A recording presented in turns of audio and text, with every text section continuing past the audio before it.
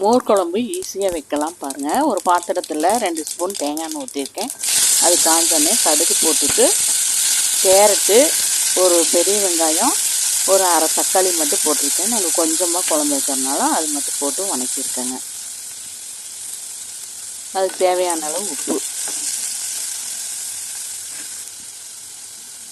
கொஞ்சம் மஞ்சத்தூள். நீங்கள் கேரட்டுக்கு பதிலாக முருங்கைக்காய், வாழைக்காய் இது மாதிரி கொஞ்சம் கெட்டியாக இருக்கிற காய் எதாக இருந்தாலும் ஆட் பண்ணிக்கலாங்க. அதுக்கு 2 துண்டு தேங்காய், 1 ஸ்பூன் துவரம்பருப்பு, ஒரு பச்சை மிளகாய். நாங்கள் காரம் கம்மியாக யூஸ் பண்ணனாலும் ஒரு பச்சை மிளகாய், கொஞ்சமாக கருவேப்பிலை அரைச்சி எடுத்துக்கிட்டேங்க. பாருங்க, காயெல்லாம் இவ்வளோ வணங்கினதுக்கப்புறம் நம்ம அரைச்ச மசாலா ஊற்றி நல்லா பருப்பெல்லாம் பச்சை வாசனை போகிற அளவுக்கு வேக வைக்கணுங்க. இப்போ திக்காக இருக்கிறதுனால இன்னும் கொஞ்சம் தண்ணி ஆட் பண்ணிக்கலாம்.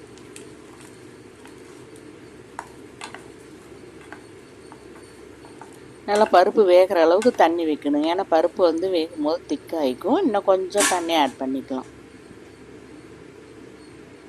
நீங்கள் எவ்வளோ குழம்பு வேணுமோ அதுக்கு தகுந்த மாதிரி தேங்காய், துவரம்பருப்பை ஆட் பண்ணிக்கலாங்க. அதில் கொஞ்சம் ஜீரகம், பச்சை மிளகாய், கருவேப்பிலை அரைச்சி எடுத்துக்கலாம்.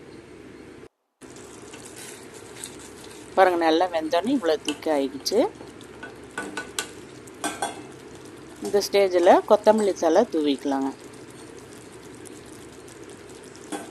கொத்தமல்லி தழை தூவிட்டு ஒரு கிளறி அடுப்பு ஆஃப் பண்ணிவிட்டு மோர் நான் ஒரு கப்பு கடைஞ்சி வச்சுருக்கேன். மிக்சியில் போட்டு தயிர் கடைஞ்சி மோராக பண்ணியிருக்கேங்க.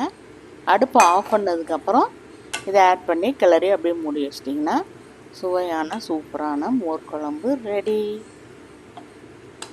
டக்குன்னு ஈஸியாக வச்சுக்கலாம். சமையல் செய்ய தெரியாதவங்க கூட, பிகினர்ஸ் கூட இந்த சமையல் ஈஸியாக பண்ணிக்கலாம்.